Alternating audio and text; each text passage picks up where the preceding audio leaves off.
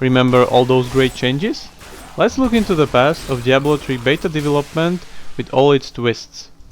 Our favorite Cauldron Jordan and Nephilim Cube were awesome and probably just too awesome. In the long term, they would turn the game into a grind fest, and you wouldn't even know there's a town you have to visit.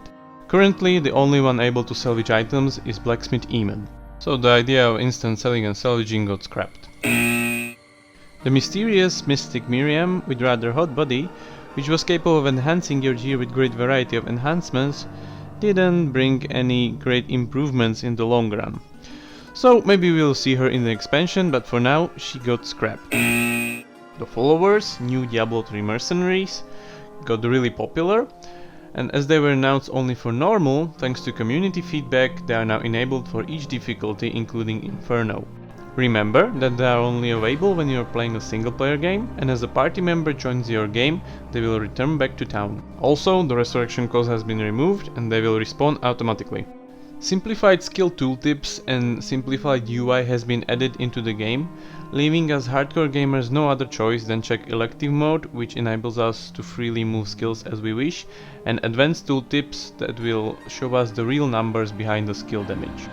Monks and Barbarians got a 30% innate passive damage reduction versus all sources to compensate for their melee disadvantage in range. Your magic and gold fine chance in group is now calculated from the whole party average. This is to prevent people with high magic fine and low damage gear to just get carried and pick up items. Stone of Recall has been renamed to Good Old Town Portal, which is now a dedicated button on a hotbar.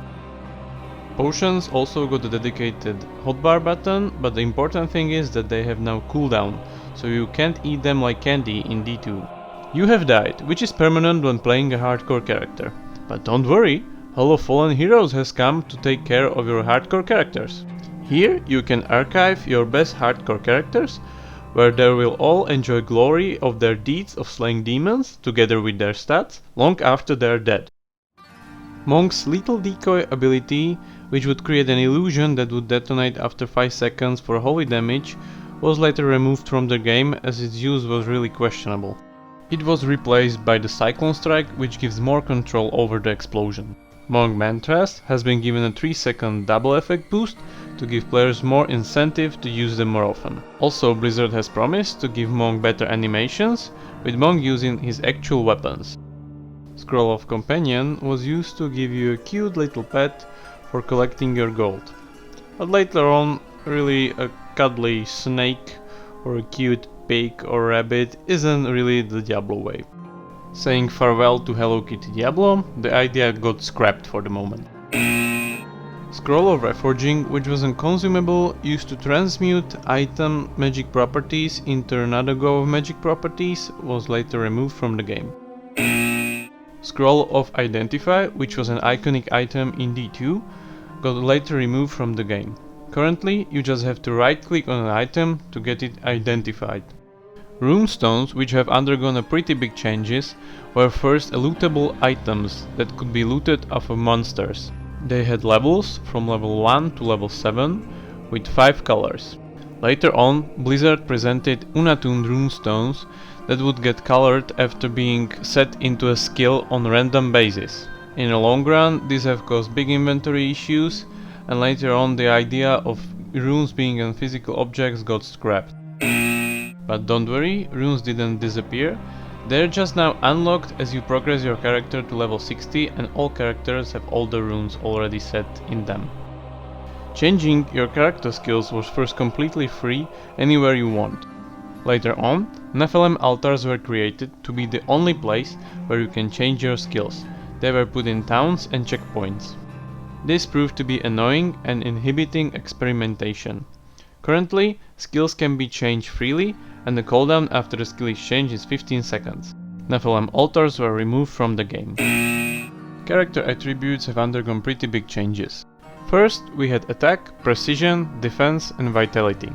These were later changed into strength, dexterity, intelligence and vitality. Strength, giving damage to barbarians and armor to all classes. Dexterity, giving damage to demon hunters and monks, giving dodge to all classes. Intellect, giving wizards and witch doctors damage, increased health from health globes from all classes, and vitality, giving health to all classes. Later on, after all the wizards and witch doctors have complained, intellect was changed to give elemental resistance. Listing fee from the real money auction house has been removed, but players may now have only 10 active auctions per auction house. You now only pay the transfer fee, which is $1 or €1 for items, 15% for commodities, and then 15% transfer fee to your PayPal account. White items have been made not salvageable, and the blacksmith artisan is trained only through gold on normal difficulty. All of the skills get their damage calculated directly from your weapons.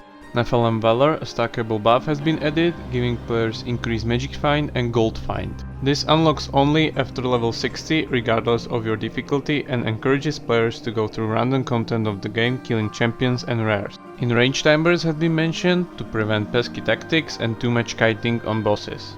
PvP got delayed and pushed into later patches to be worked on and balanced. It will not make it into the release. Thanks for your time, folks, hope you're all eagerly waiting the release. This was Swordbot, sub and like if you enjoyed the video, see you soon and wish you the best drops.